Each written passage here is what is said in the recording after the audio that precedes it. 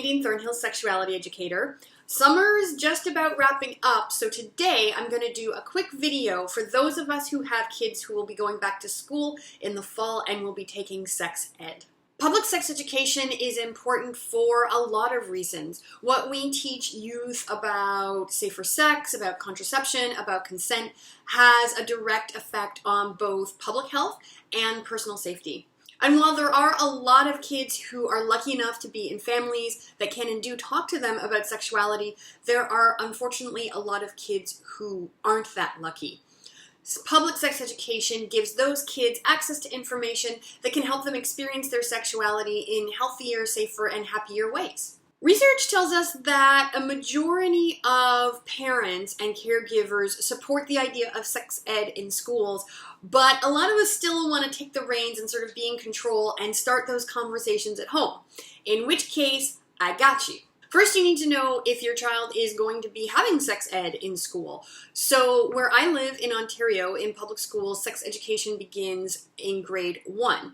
In other places, sex education may begin later. It may depend on whether your child is in a public school, a private school, a charter school, what have you. So if you don't know, there are a couple of ways that you can find out.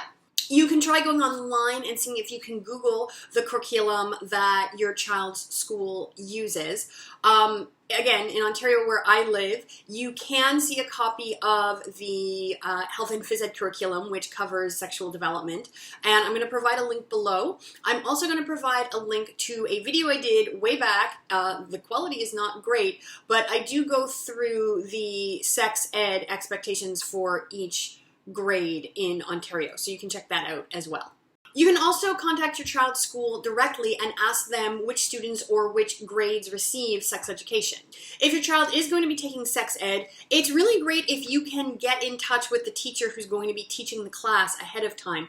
Now, for some students, that's going to be their sort of main primary teacher. In other cases, it may be someone else, like a phys ed teacher or a school nurse. But in any case, if you can get in touch with them and just ask them, what are they going to be covering? What materials are they going to be using? When in the school year do they plan on teaching sex ed?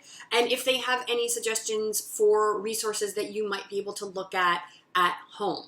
Now, in my experience, most teachers are not chomping to start sex ed first thing in September, so more than likely, you're going to have some time to bring up these topics at home, which is fantastic for a few reasons. First of all, if your kids have heard it from you first, they're going to probably feel a little bit more prepared when these subjects come up in class.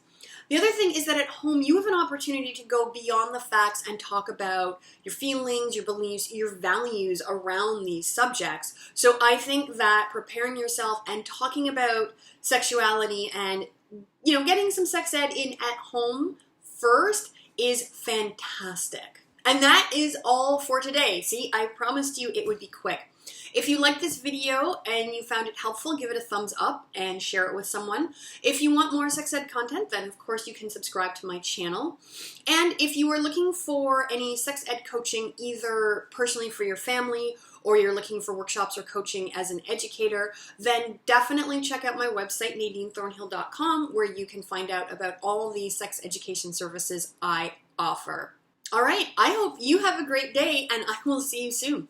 Bye. There was a news story earlier this week about a little girl who was swimming at a public pool somewhere near Montreal, and she was asked to leave, or the lifeguards asked her mother to leave with her because the little girl was swimming without a top on.